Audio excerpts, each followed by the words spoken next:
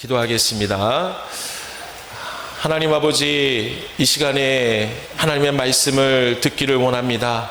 우리의 마음의 문을 열어주셔서 하나님 말씀을 사모하게 하시고 그 말씀을 지키기로 결단하는 레마의 말씀으로 결단하는 시간이 되게 하여 주옵소서.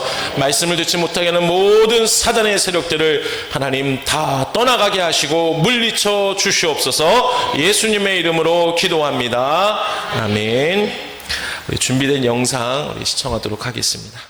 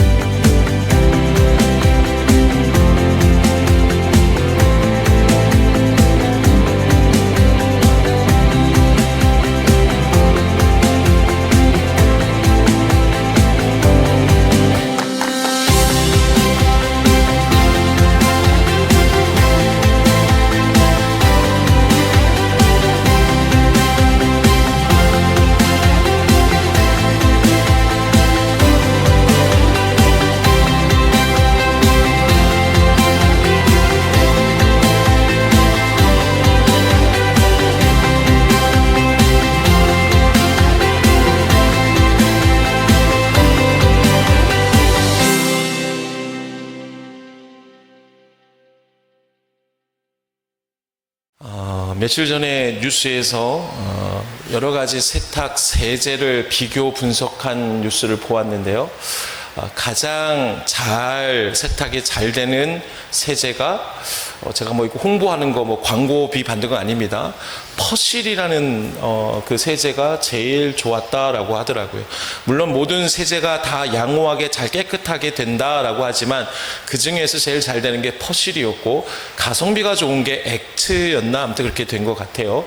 그리고 가장 어떤 물질에 대해서 잘 빨아줄 수 있는 평범한 가성비 좋은 것도 또 어떤 세제가 있다라고 소개하는 영상을 보았습니다. 그 TV 뉴스와 또 오늘 본 영상을 통해서 우리가 한 가지 기억할 수 있는 것은 우리의 많은 옷의 얼룩은 여러 가지 방법으로 지울 수 있겠지만 우리의 죄는 오직 한 가지 방법밖에 없다라는 것이죠. 그것이 무엇입니까? 예수 그리스도의 십자가 보혈밖에 없다라는 것이죠. 여러분, 이 사실을 우리가 알고 듣고 믿게 하신 것이 우리에겐 은혜입니다. 아멘. 그러니 그 십자가를 통해서 우리는 무엇을 기억해야 되느냐? 바로 하나님의 사랑과 그 사랑 안에는 우리 인간을 향한 절박함과 간절함까지도 다 포함되어 있음을 여러분 꼭 기억하고 믿어야 합니다. 오늘 말씀을 통해서 이러한 하나님의 간절함과 또 긴박함, 또 사랑, 그것에 대해서 나누기를 원합니다. 오늘 본문의 말씀은 스가랴서입니다. 스가랴서. 새로운 말씀이 들어가니까 우리 또한 잠깐 개요를 볼까요? 이 스가랴서의 저자는 누구일까요? 스가랴라는 선지자입니다. 학개와 함께 동시대에 있었던 선지자고요. 이 스가랴 또한 포로 귀환 1세대 중에 한 사람이었어요. 수신자는 누구입니까? 특별히 성전 재건에 지쳐서 낙심하고 있는 그 이스라엘 유대인들, 유대 백성들을 향한 1차 포로 귀환한 포로 1세대 귀한 유대인들에게 쓴 글입니다. 그리고 그 내용이 뭐라고 합니까? 네, 성전 재건을 완성하라. 그래서 성전을 왜 재건해야 되는지, 성전에는 어떤 의미가 있는지, 심지어는 그 성전을 통하여서 메시아까지 예표해 주는 이야기가 스가랴서에 기록되어 있습니다. 스가랴서의 수신자에서 잠시 언급했듯이 스가랴서가 쓰여진 당시 배경은 그렇게 좋지 않았습니다.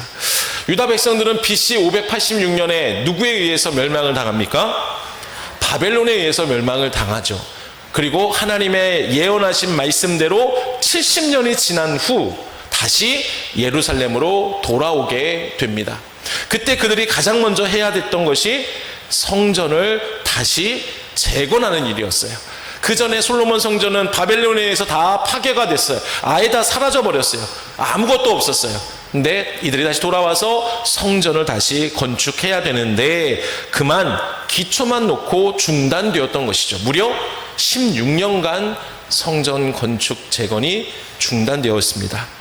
그리고 주전 520년에야 학개와 스가랴의 예언의 말씀을 통해 다시 성전을 건축하기 시작합니다. 그러면 성전 건축은 왜 중간에 중단되었을까요? 왜 멈췄을까요? 그 이유를 당시 이스라엘의 안과 밖에서 주는 영향을 살펴볼 수가 있는데요. 먼저 외부에서 온 영향이 있었습니다. 그것은 바로 사마리아인들의 방해가 있었습니다. 사마리아인들이 성전 건축을 짓고 있다라는 그 소식을 듣고 유대 그 예루살렘으로 와서 우리도 그 성전 짓는 것을 뭐 하겠다? 도와주겠다라고 얘기해요. 근데 남유다 백성들은 단칼에 거절합니다. 왜 그랬을까요? 그들이 별 볼 일 없어서 그랬을까요? 아니죠. 이 사마리아인들은 혼혈 민족이었어요.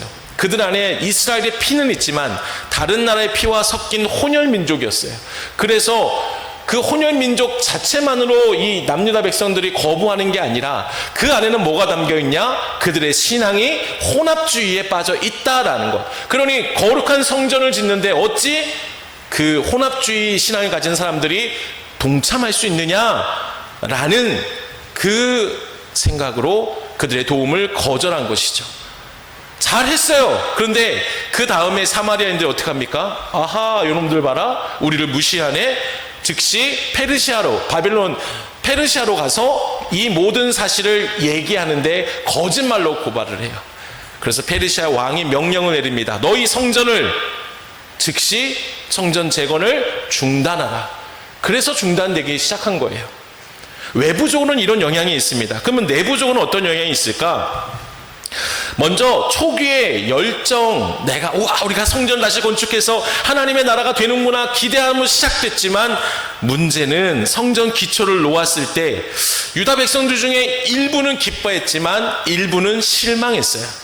왜 그랬을까요? 첫 번째 성전인 솔로몬 성전 때와 비교가 되는 거예요. 이거밖에 안 되네. 하나님이 다시 회복시켜 주신다는데 그대로 되는 것이 아니라 아니 요만한 성전으로 뭘 할 수 있다는 거야. 실망과 좌절에 빠진 것이죠. 근데 이런 실망과 좌절은 결국 이스라엘 전체의 영적인 침체까지 이어지는 겁니다. 그리고 지금은 때가 아닌 것 같아. 지금은 성전 건축할 때가 아닌 것 같아 라고 스스로 결정하고 자신들이 머물 집을 짓기 시작한 거예요. 이는 하나님의 뜻이 우선이 아닌 스스로의 안정을 먼저 추구하려는 영적인 무관심의 모습입니다. 안타까운 것은, 무서운 사실은 이런 영적인 무관심은 어떤 영향까지 주게 되느냐? 너희들 지금 빨리 잘못하고 있어, 성전을 다시 건축해야 돼 라는 하나님의 사인으로 여러 가지 재앙을 그 순간순간 내리시는데 그것이 하나님의 재앙인 줄 모르는 것까지 하는, 하나님의 사인을 알지 못하게까지 만드는 영적인 무감각까지 이어지게 된 것이죠. 이러한 상태에서 하나님은 두 선지자를 보내신 거예요. 누구와 누굴까요? 학개와 스가랴 선지자입니다. 학개 선지자는 직설적으로 얘기를 해요. 우리 교회는 그렇게 직설적으로 말씀하시는 분이 안 계신 것 같은데 그런 분들 계시죠. 뭔가 잘못했는데 그 모습 보고 이게 좀 빨리 얘기해 줘야 돼. 그래 내 마음이 속 시원해. 조금 참아서 나중에 얘기하는 게 아니라, 야, 아니, 이러면 안 돼. 이러면 이렇게 해야지. 라고 하는 분들, 우리 교회는 잘 못 본 것 같은데, 그런 분들 계세요. 못 참아요. 근데 학교 선지자 그런 것 같아요. 가서, 야, 너희들 빨리 성전 다시 건축해. 뭐 하는 거야? 직설적으로 얘기하는 거예요. 근데 2개월 후에 스가랴가 옵니다. 스가랴는 그렇게 직설적으로 얘기하지 않고 어떻게 얘기하느냐? 하나님께서 내게 보여주신 환상이 있고 그 환상만을 전해주는 거예요. 그러면 그 환상 안에 뭐가 담겨 있느냐? 성전을 왜 재건해야 되는지, 성전이 재건됐을 때에 이스라엘은 어떤 복을 받는지, 그것을 환상을 통해 보여주는 거예요. 그렇죠? 그러니까 학개와 스가랴 선지자는 조금 다르죠. 아무튼 그런 환상을, 8가지의 환상을 전해줌으로써 성전 재건 중단하지 말고 계속해라. 그들에게 소망을 주고 위로를 주고 격려, 그래서 재건을 독려하는 그 말씀이 스가랴 말씀이에요. 그래서 학개와 스가랴 선지자를 통해서 시작된 지 4년 후인 BC 516년에 성전이 완공됩니다. 예루살렘 새 성전 이 재건 사업은 단지 이스라엘이 포로에서 끝나고 귀환한 후 새로운 출발을 의미하는 것도 있겠지만 그 상징을 뛰어넘는 것이었어요. 성전은 하나님의 임재의 상징적인 의미입니다. 하나님 다스리시는 나라의 근간이 성전이에요. 또한 성전은 궁극적으로 메시아를 예표하고 있어요. 그러니 메시아가 이 땅에 오므로 우리 이스라엘은 영원히 번영을 누리는 나라가 될 것이다 라는 그 중요한 의미를 스가랴서를 통해서 말씀하시는 것이죠. 그래서 오늘 본문은 앞에서 말씀드린 이 스가랴가 본 8가지의 환상 중에 한 환상이에요. 6번째 환상인데요. 자막을 보시면 우리 8가지 환상에 대해서 잠깐 정리해보면 두 주제로 나눌 수가 있어요. 첫 번째부터 5번째 환상은 앞에서 말씀드린 대로 성전 재건에 대한 선민들을 위로하고 격려하는 의미가 담겨 있어요. 그래서 그 안에는 성전 재건하는데 방해하는 주변의 나라들을 내가 심판할 것이다. 그리고 성전뿐만 아니라 예루살렘 성도 다시 회복시켜 줄 것이다. 그래서 이러한 회복은 영원한 하나님 나라의 회복을 뜻하고 그 가운데 메시아, 즉 예수 그리스도에 대한 말씀도 이 환상을 통해 주고 계십니다. 반면에 6절에서 6번째에서 8번째 환상은 하나님 나라의 백성들이 하나님의 명령을 거역하고 범죄할 때 당하게 되는 엄정한 하나님의 징계에 대한 경고의 말씀이 있습니다. 아니, 분명히 지금 현재 중단된 성전 건축을 다시 독려시켜서 완공을 해야 되는데 왜 이런 심판과 징계의 말씀을 주시는 걸까라는 생각을 할 수 있어요. 그런데 중요한 것은 이런 환상을 주신 의미가 분명히 있습니다. 왜냐하면 앞으로 성전이 완공되고 너희는 앞으로 이렇게 살아야 된다. 즉 예전에 출애굽 후에 이스라엘 백성들이 가나안 땅, 약속의 땅 가나안 땅에 들어가서 하나님 말씀대로 번영을 누리며 살고 있어요. 그런데 그때 하나님의 뜻대로 살아간 것이 아니라 어떻게 해요? 이스라엘 백성들이 자기가 원하는 대로 살아가기 시작하죠. 심지어 우상을 숭배하는, 하나님을 배신하는 일을 하고 결국 어떻게 됩니까? 이스라엘이라는 나라가 분열돼 버려요. 북이스라엘과 남유다로 분열되고 각각 아수르와 바벨론에 의해서 멸망을 당하잖아요. 너희는 다시 성전을 재건했을 때에 그 조상들의 잘못을 기억하고 잊지 말고 절대로 같은 죄를 범하지 마라. 이것이 곧 하나님 나라가 세워질 목적이고 그 나라 백성이 살아가야 할 방법이다 라는 그 의미로 경고의 말씀을 주시는 겁니다. 이해가 되십니까? 저만 열정적으로 지금 막 얘기하는 것 같은데, 역사를 좋아하는 분은 참 재밌을 수 있고, 역사를 하나님 말씀 배우는데 굳이 이 역사까지 알아야 되냐. 제가 누누이 말씀드리죠. 성경은 가장 먼저 그 시대에 살아가는 수신자들, 그 사람들에게 쓴 편지이기 때문에 당연히 그 지역에 살아가는 사람들의 배경을 알아야 돼요. 그리고 그것을 오늘날 우리에게 적용시키는 겁니다. 여러분 힘드시더라도 역사를 조금 이해하시기를 바랍니다. 자, 그런데 오늘 본문에는 6번째 환상이에요. 스가랴가 본 두루마리에 관한 말씀이 환상이 기록되어 있습니다. 저는 오늘 이 말씀을 묵상하면서 스가랴의 입장이 되어보았어요. 스가랴의 입장에서 두루마리를 관찰해 보았습니다. 내가 스가랴가 된 것처럼. 본문 1절을 한번 같이 읽어볼까요? 1절 시작.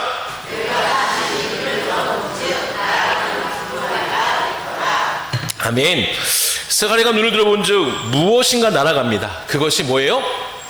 두루마리예요. 두루마리 휴지 생각하지 마시고 비슷하게 느낄 수 있어요. 왜? 두루마리라는 단어의 의미가 말려있다는 뜻이거든요. 자, 사진 한번 볼까요? 이런 것이 두루마리였어요. 많이 보셨죠? 그죠? 예. 고대 근동의 두루마리는 둥글게 저렇게 말려있는 일반적으로 양의 가죽으로 만듭니다. 그런데 그 스가랴 선지자가 본 두루마리의 크기가 우리가 읽은 본문에 보면 2절에 보면 길이가 9m예요. 20규빗이 약 9m 정도 돼요. 그리고 너비가 4.5m 정도 되는 엄청난 큰 두루마리였습니다. 하나님께서 이러한 두루마리 환상을 먼저 소재로 주신 이유는 하나님의 말씀을 뜻하는 것이 곧 두루마리이고, 그러니 하나님 성전을 세우고 이제 그 성전 중심으로 살아갈 이스라엘 백성들은 오직 하나님 말씀으로만 훈련받고 말씀 지키며 살아가야 된다라는 그 하나님의 뜻으로 두루마리 환상을 보여주신 겁니다. 그러면 좀 구체적으로 볼까요? 여러분, 제가 아까 스가랴가 되어서 두루마리를 보았다라고 관찰했다고 말씀을 드렸죠. 여러분들도 스가랴가 되어서 두루마리를 한번 관찰해 보세요. 자, 1절 우리가 읽었을 때 두루마리는 그냥 두루마리입니까? 어떤 두루마리예요? 현재 어떤 모습입니까? 날아가고 있어요. 무슨 공상과학 만화 같은 두루마리가 날아가고 있어요. 이야, 이게 뭐지? 그죠? 이 날아가다라는 단어를 한번 좀 살펴볼까요? 날아가다. 어떤 의미가 있습니까? 시작. 예, 원어적인 의미가 바로 이 단어가 이렇게 쓰여지고 있습니다. 성경에서는 어떻게 합니까? 비유적으로 신속하게 움직인다. 그리고 빠르게 전파된다라는 의미로 어떤 내가 의도적인 목적을 갖고 움직여가는 것을 뉘앙스로 얘기하고 있습니다. 자, 그리고 마지막에 결국 오늘 본문을 통해서는 이 단어가 어떻게 쓰여지고 있습니까? 시작.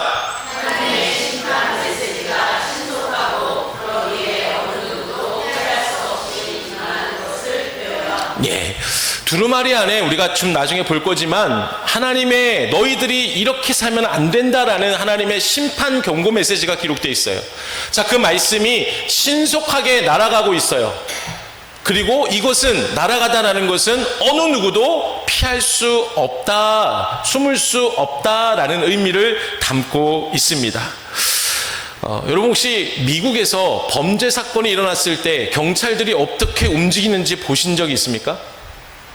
우리나라는 그렇게까지는 안 하는데 미국에서는 차로 범죄를 하거나 아니면 도망치다가 차로 도망칠 때에 그 뒤에 경찰차 한두 대가 쫓아가지 않아요.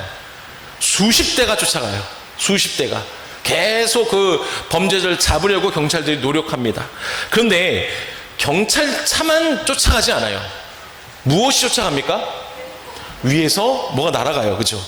헬리콥터가 끝까지 쫓아가요.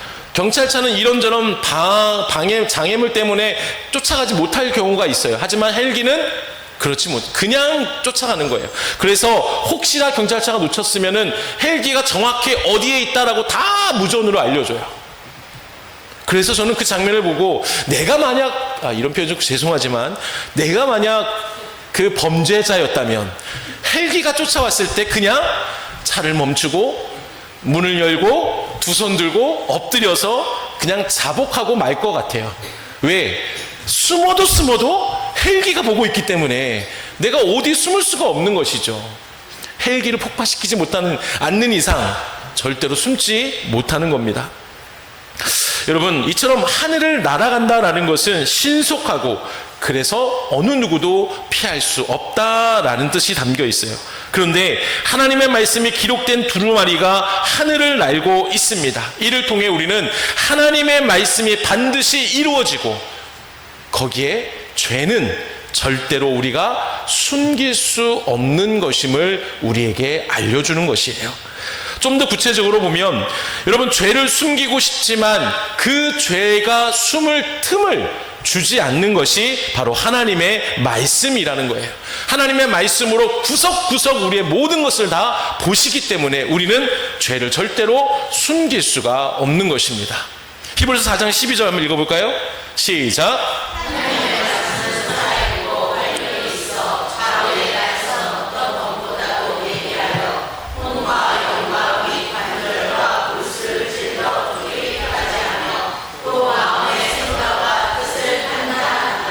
아멘. 여러분, 날이 제대로 선 칼을 보신 적이 있습니까? 종이를 싹 그었는데 종이가 잘라져요. 근데 그것보다 더 날카로운 말씀이 우리의 모든 것을 다 쪼개기까지 해요. 쪼개서 뭐 하십니까? 숨어있는 죄를 드러나게 하시는 거예요. 믿으십니까? 우리가 지은 죄, 사람은 모를 수 있지만 하나님은 다 아신다는 거죠. 우리의 모든 것을 그렇게 샅샅이 보시면서 죄를 드러내기를 하나님이 원하신다는 겁니다. 하나님은 모든 것을 알고 계세요. 지난 학생의 여름 행사가 가평에서 있었습니다. 아이들이 서로 아무런 걱정 없이 즐거워하는 모습이 얼마나 사랑스러운지 몰라요. 저는 이번 여름 행사 가운데 아이들이 즐겁게 하던 놀이 중에 잊지 못할 게임이 있었습니다. 그것은 일명 마피아 게임이었어요. 우리 아이들은 알 거예요. 사회자 한 명이 그 참가한 학생들 중에 마피아라는 일반 순례라고 생각하면 돼요. 순례 2명을 지정을 해요. 그러면 그 마피아는 절대로 자신이 마피아임을 밝혀서는 안 돼요. 숨겨야 돼요. 그리고 남아있는 선량한 시민들을, 이런 표현 죄송하지만 한 명 한 명 죽여가야 돼요. 그래서 마피아가 최종으로 남으면 승리하는 게임입니다. 이때 선량한 시민들은 어떻게 하냐? 모든 논리를 펴서 이 사람이 마피아다라는 것을 분명히 밝혀야 돼요. 그리고 논리든 아니면 느낌으로든 어떻게든지 마피아가 누구인지 밝히고 마피아를 잡아야 합니다. 근데 제가 그날 사회자를 맡았어요. 아무것도 잘 알지 못하는 제가 사회자를 맡아서 엉성한 사회자여서 저 때문에 게임이 중간에 중단되는 일도 있었습니다.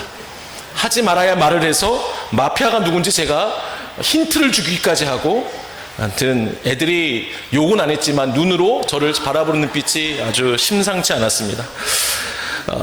근데 사회자가 되면 뭐가 좋은지 아십니까? 순례를 제가 정하잖아요. 그러면 그 순례를 누가 알 수 있을까요? 그 게임에 동참하는 사람 중에 누가 알 수 있을까요? 저와 마피아밖에 모르는 거예요. 그러면서 저는 그 게임을 봐요. 그럼 마피아들은 마피아이면서도 순례이면서 나는 순례가 아니라고 막 거짓말로 아니다, 내가 아니다, 오히려 내가 아니라 옆에 있는 얘가 순례다 하면서 막 또 논리를 펴요. 그럼 저는 다 보고 있죠. 이야, 충격이 갑니다. 저는 승주가 그렇게 논리적일 줄 몰랐습니다.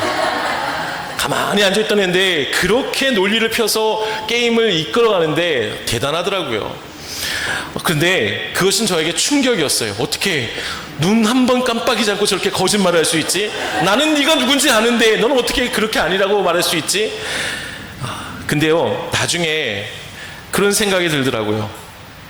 사회자는 게임 속에 누가 마피아, 순례인지 정확히 알고 있는데 하나님도 마찬가지라는 거죠. 하나님은 그 사람이 무슨 죄를 지었는지 사람들은 몰라요. 하나님은 다 보고 계세요. 다 알고 계신다라는 겁니다. 왜? 하나님은 인간을 창조하시고 인간의 마음을 모두 알고 계시는 분이기 때문입니다. 그러기에 우리가 원하든 원하지 않든 죄를 범할 때가 있어요. 절대로 그 죄를 숨기지 마세요. 죄를 범했을 땐 즉시 회개하시기 바랍니다.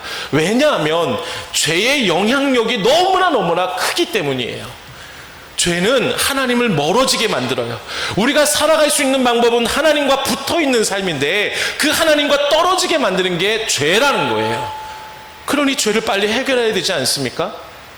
죄가 죄를 지었을 때 하나님 나 정말로 부끄럽습니다, 이런 마음 인간의 양심상 가질 수 있지만 하나님은 그걸 원하시는 거예요. 왜? 내 죄를 인정할 때 하나님의 구원하시는 그 은혜를 믿는 어떤 하나의 모습이 바로 자기의 죄를 인정하는 것이기 때문이에요. 여러분, 죄를 숨기지 마세요. 죄는 꼭 드러나야 돼요. 그래서 하나님 앞에 나아가세요. 죄를 지었다면 나아가세요. 그래서 그 죄를 오직 하나밖에 해결받을 수 있는 방법이 뭐라고 했죠? 십자가 보혈밖에 없어요. 예수 그리스도의 십자가 보혈로 다 용서함 받고 그 죄를 다 해결받으시기를 간절히 바랍니다. 아멘. 우리 계속해서 한 가지만 더 보면 두루마리를 또 한번 관찰해 보자고요. 본문 3절 읽어볼까요? 시작.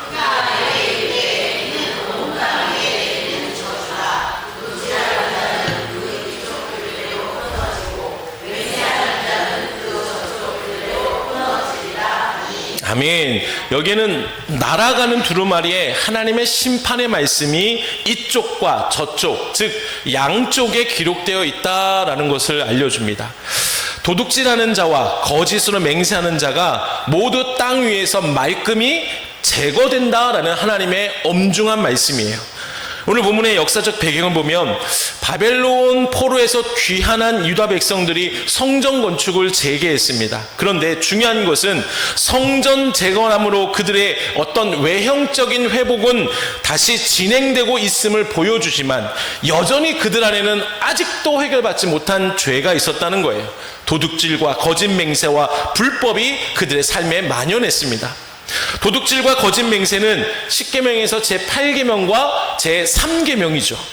우리가 알고 있듯이 십계명을 한번 정리해보면 1에서 4계명까지는 누구와의 관계예요? 하나님이죠. 5에서 10계명까지는 사랑과의 관계죠. 이것을 정리하면 뭐예요? 십계명은 무엇을 얘기해요? 하나님 사랑, 이웃 사랑을 얘기하고 있습니다.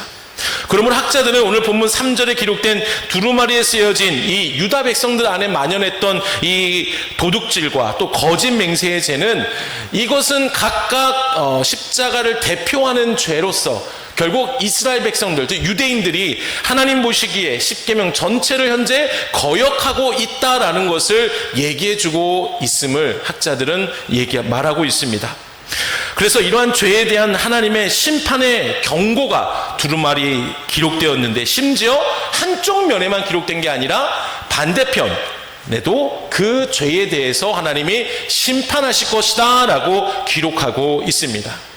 저는 오늘 이 양면에 기록된 두루마리를 관찰해 보았습니다. 여러분, 일반적으로 편지는 한쪽에만 씁니까? 양면에 모두 다 씁니까? 한쪽에만 쓰죠. 그죠? 그래서 자신이 왜 편지를 썼는지 그 목적을 정확하게 전달합니다. 만약 양쪽 면을 다 썼다, 그러면 어떤 이유로 양쪽 면을 다 썼을까요? 편지를. 할 말이 많아서. 그리고 편지지가 부족해서. 이거는 할 말이 많아도 똑같은 거 아닐까요? 어찌 보면 그럴 수도 있죠. 편지가 부족할 수도 있죠. 자, 이렇게 생각해 봤어요. 할 말이 많다라는 거 좀 더 추가해서 전달하는 내용이 중요해서 그러지 않을까요? 아니면 아니라고 말해주세요. 네. 전달하는 내용이 중요하기 때문에, 그래서 이 말을 하고 이게 또 하고 또 하고 이게 중요하기 때문에 양쪽 면까지 다 기록한 거라 저는 생각해 보았습니다. 연애편지 써보셨죠? 요즘 아이들은 다 카톡으로 하지만 여러분 편지 다 써보셨잖아요. 안 한 것처럼 말씀하지 마시고 사랑하는 누구에게, 그죠? 여러분, 근데 우리가 일반적으로 연애 편지를 쏘면 사랑하는 사람에게 나의 사랑을 전하기 위해서 열심히 편지를 씁니다. 사실 이런저런 말을 다 쓰죠. 오늘 뭐하고 지냈니 나 이거 이렇게 해서 막 쓰다가 그 모든 중심에 뭐가 있어요? 연애 편지의 특징, 내가 너를 사랑한다가 주제 아닙니까? 안 써보셨어요? 그렇지 않습니까? 내가 너를 사랑한다, 이것을 전달해주기 위해서 한쪽 면을 막 다 써갔어요. 근데 또 전달하고 싶은데 뒷장에 보니까 빈 곳이 있어요. 또 열심히 막 써요. 심지어는 어떻게까지 해요? 봉투에 가지고 너를 사랑하는 아무개가 자기가 당신을 너무나 사랑하고 있다라는 것을, 그것이 제일 중요한 거 아닙니까? 그것을 알리기 위해서 계속 써내려가는 거죠. 뒷장에도 쓰고 편지 봉투에도 쓰고. 여러분, 오늘 본문에 등장하는 이 두루마리, 양쪽 면 모두에 기록되어 있어요. 사실 두루마리 또한 우리가 사진에서 본 것 같이 한쪽 면에만 쓰는 것이 보통 그때 그렇게 썼어요. 다른 면은 비워두었습니다. 따라서 양면에 기록되었다는 것은 극히 이례적인 부분이에요. 이는 앞에서 나눈 것 같이 두루마리에 기록된 메시지가 얼마나 중요하냐라는 것을 말해주는 겁니다. 다시 말해 두루마리의 양면에 기록된 하나님의 심판과 경고의 말씀은 기록하신 하나님이 이 편지를 받은 사람들을 향한 마음, 즉 하나님의 절박함과 하나님의 간절함이 기록된 편지라는 거예요. 그렇습니다. 여러분, 하나님의 절박함과 간절함은 인간의 죄에 대한 결과가 정말로 상상을 할 수 없이 크기 때문에 하나님은 그것을 빨리 해결받아야 된다라는 하나님의 절박함이 이 두루마리에 쓰여진 것입니다. 그 죄를 해결받지 못하면 그에 합당한 심판이 따를 것이라는 공의로운 하나님의 속성, 하나님의 절박함이 기록된 것이에요. 저는 이러한 절박한 하나님의 말씀을 묵상하면서 잘못된 길을 걸어가는 자녀를 향한 부모의 마음이 계속 생각되었습니다. 자녀들이 그 길을 걸어가면 좋지 못한 결과가 뻔히 드러날 것을 보고 있는 부모는 절대로 그 자녀들이 그 길을 걸어가지 못하게 하죠. 맞죠? 어떻게 해서든 자녀들에게 그 잘못을 알려야 할 것입니다. 이때 부모의 마음이 어떨까요? 야, 거기 가지 마. 아이, 가지 마. 그게 가면 안 돼. 대충 말할까요? 아니면 귀찮다고 귀파면서 야, 거기서 나와. 거기 가지 마. 이렇게 말할까요? 어떻게 할까요? 정상적인 부모라면 가만히 있지 못해요. 어떻게 해서든 물속에 빠져가는 자녀들을 끄집어내려고 목숨 걸지 않겠습니까? 이것이 곧 하나님의 마음이라는 거죠. 그러니 두루마리 양면의 심판에 대한 것을 기록했다라는 것은 하나님께서 우리가 죄에서 돌아서길 원하시는 간절함과 절박함이 표현되고 있는 거예요. 그리고 이러한 간절함과 절박함의 극치가 무엇입니까? 최종적으로 뭐예요? 그게 십자가죠. 그 누가 남을 구원해 주기 위해 하나밖에 없는 독생자를 십자가에 죽게 하실까요? 십자가는 인간을 사랑하시고 구원해 주시기 위한 하나님의 절박함과 간절함을 모두 대변해 주고 있습니다. 그러니 십자가만이 우리의 소망이고 은혜입니다. 오늘 그 십자가 앞으로 나아가는 시간이 되기를 간절히 바랍니다. 사랑하는 여러분, 하나님은 절대로 죄를 대충 넘어가시는 분이 아니세요. 성경에서 하나님 분명 행한 대로 보응하겠다라고 말씀하셨어요. 예레미야 17장 10절을 세 번역으로 한번 읽어볼까요? 시작. 심장을 감찰하며 각 사람의 행실과 행동에 따라 보상하는 이는 바로 나 주다. 아멘. 분명히 그 사람의 모든 행한 대로 보응하겠다라고 말씀하시죠. 우리는 때론 이 정도는 괜찮겠지라고 자신의 죄를 인정하지 않으려고 숨기려고 합니다. 이는 너무나 어리석은 생각이에요. 하나님 앞에서 죄는 죄예요. 거짓말한 것과 살인하는 것, 세상에서는 다른 그 죄에 대한 재판을 하지만, 결과를 말하지만 하나님은 하나님 입장에선 똑같다라고 분명히 말씀하세요. 요한계시록 21장 8절 시작. 그러나 두려워하는 자들과 믿지 않은 자들과 흉악한 자들과 살인자들과 음행하는 자들과 점술가들과 우상 숭배자들과 모든 거짓말하는 자들은 불과 유황으로 타는 못에 참여하리니 이것이 둘째 사망이라. 아멘. 하나님 분명히 말씀하세요. 살인하는 자나 거짓말하자나 다 똑같이 하나님의 심판을 받게 될 것이다. 뭐예요? 죄는 죄라는 거예요. 절대로 이 정도는 괜찮아라는 사단의 유혹에 넘어가지 마시기 바랍니다. 죄는 죄일 뿐임을 기억하고 죄가 드러났다면 모든 죄를 자백할 때 용서하시는 하나님께로, 하나님의 그 절박함의 극치인 십자가 앞으로 나아가시기를 바랍니다. 말씀을 정리합니다. 하나님은 공의로우신 분이시기 때문에 죄에 대한 분명한 죗값을 책임지게 하십니다. 그런데 우리는 절대로 여기까지만 하나님을 알아서는 안 돼요. 하나님은 공의로우신 분이시지만 사랑의 하나님이십니다. 이는 하나님의 죄에 대한 심판의 목적과 관련이 있죠. 잘못된 길을 걷는 자녀를 향한 안타까움의 그 마음, 이는 오직 부모만이 가진 자녀에 대한 사랑 아닐까요?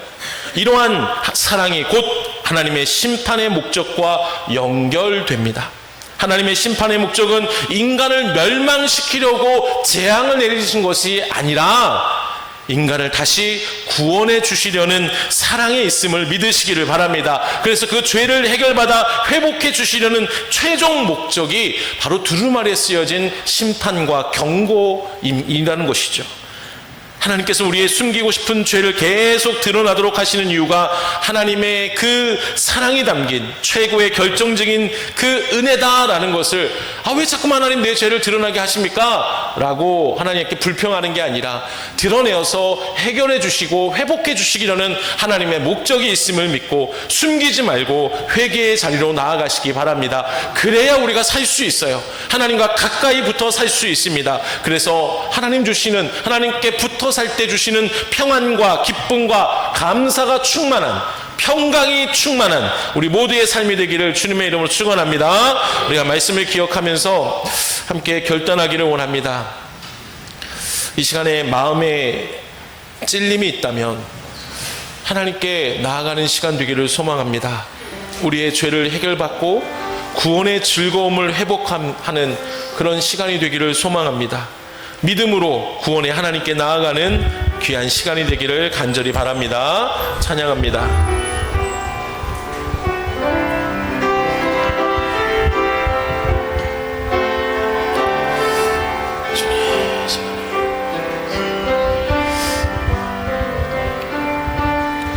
정결한 마음 주시옵소서. 오 주님, 정직한 영을 내롭게 하소서. 정결한 마음 주시옵소서. 정결한 마음 주시옵소서. 오 주님, 정직한 영을 새롭게 하소서.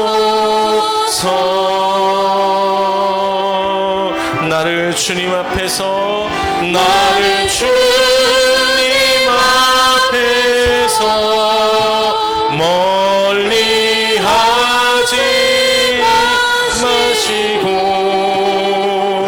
주의 성령을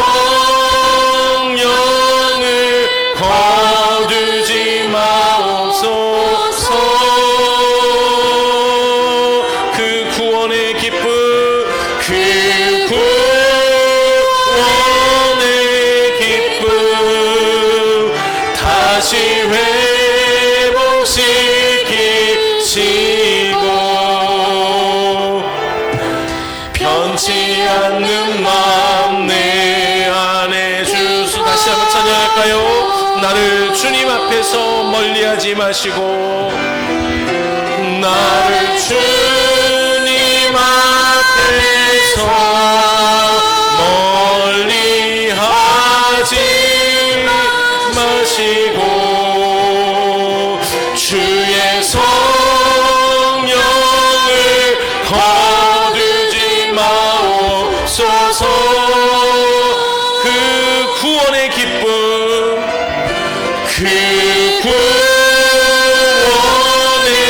기쁨 다시 회복시키시고 변치 않는 마음 내 안에 주소서. 아멘. 이 시간 우리가 결단에 기도하길 원합니다. 하나님, 죄인인 우리를 구원하시려 세상이 줄 수 없는 놀라운 구원의 길인 십자가를 주심을 감사합니다. 오늘 이 시간에 그 십자가의 은혜로, 평강의 은혜로 들어가기를 원합니다. 구원의 즐거움을 누리기를 원합니다. 다시 회복하기를 원합니다. 그러게 이 시간 우리의 모든 죄를 자백하오니 하나님 용서하여 주시고 그 기쁨과 즐거움을 회복하게 하여 주시옵소서. 이 시간 주여 외쳐 기도합니다. 주여, 살아계신 아버지 하나님, 오늘도 우리에게 귀한 말씀 주심을 감사합니다. 특별히 하나님의 십자가의 놀라운 은혜를 다시 한번 그 안에 하나님의 절박함과 하나님의 간절함이 있고 하나님 우리에게 그 은혜를 주심을 깨닫게 하심을 감사합니다. 하나님, 절대로 인간은 죄를 숨길 수 없습니다. 죄는 드러날 수밖에 없습니다. 하나님, 그러기에 우리 절대로 죄를 숨기지 않게 하여 주시고 죄는 분명히 죄일 뿐임을 깨닫고 즉시 하나님께 나아가 십자가 앞에 무릎 꿇고 주 예수 그리스도의 보혈로 용서받는 삶이 되게 하여 주옵소서. 아버지 하나님, 그 십자가는 하나님 그 죄를 계속 드러나게 하시는 이유는 우리를 계속해서 우리를 억누르고 재앙을 주시려고 하는 것이 아니라 하나님이 우리를 다시 회복시키시려는 하나님의 놀라운 사랑과 그러니 그 안에 절박함과 간절함이 있음을 하나님 우리는 분명히 알 수 있습니다. 그러게 하나님, 우리가 철저하게 주님 앞에 나가 회개하는 삶이 되게 하여 주옵소서. 하나님의 그 심판을 통하여서 얼마나 나를 사랑하고 계시는지, 하나님, 부모가 자녀들이 잘못된 길에 돌아갔을 때에 다시 돌아오기를 원하는 그 간절한 마음이 하나님이 우리를 향한 마음임을 기억하고 하나님, 죄에서 멀리 떠나는, 죄를 해결받는 하나님, 그래서 구원의 기쁨과 구원의 감격이 날마다 흘러넘치는 삶이 될 수 있도록 주여 역사하여 주옵소서. 하나님, 때로는 원하고 또 원치 않는 죄로 인하여서 하나님 보시기에 낙심한 마음으로, 지쳐있는 마음으로 그 어떤 기쁨도 없이 살아갈 때가 있습니다. 하나님, 이것이 곧 죄의 영향력임을 기억하고 죄를 지을 때 절대로 숨기려고 넘어가는 것이 아니라 죄는 분명히 하나님께서 알고 계시고 죄는 죄일 뿐이다 라고 분명히 말씀하시는 엄중한 하나님의 말씀을 기억하며 그저 하나님께 나아가 회개하는 하나님 시간이 되게 하여 주옵소서. 하나님께 더 나아가서 우리의 죄를 자백함으로 우리의 죄를 해결받을 수 있는 단 한 가지 방법, 예수 그리스도의 십자가의 보혈밖에 없음을 우리가 믿고 그 십자가 앞으로 날마다 나아가는 삶이 되게 하여 주시옵소서. 하나님, 두루마리를 통하여서 하나님이 얼마나 우리를 사랑하시는지 다시 한번 알게 하심을 감사합니다. 하나님, 그 안에 비록 겉으로 보여지긴 우리를 멸망시키려는 하나님의 재앙에 대한 얘기가 있지만 하나님, 그것은 곧 우리를 없애려는 것이 아니라, 우리를 무너뜨리는 것이 아니라 다시 회복시켜 주시려는 하나님의 절박함과 간절함이 있음을 믿고 깨닫게 하심을 감사합니다. 그러기에 하나님, 날마다 주님 앞에 나아가 십자가 앞으로 나아가 하나님께 다 죄를 자백하고 하나님 주신 다시 그 구원의 기쁨과 구원의 즐거움을 누리며 살아갈 수 있도록 주여 인도하여 주시옵소서. 그래서 이제 하나님, 더 이상 죄의 자리에 머무는 것이 아니라 죄의 자리에서 떠나는, 하나님, 죄의 유혹에서 떠나는 믿음의 삶이 되게 하여 주옵소서. 지금은 예수 그리스도의 은혜와 하나님의 크신 사랑하심과 성령의 인도하심이 오늘 말씀을 기억하며 죄를 자백하고 이제는 죄와 멀리 떠나는, 죄의 자리에서 떠나기로 결단하는 우리 모든 성도들 머리 위에, 저들의 가정과 일터 위에 영원토록 함께 하실 것을 간절히 축원하옵나이다. 아멘.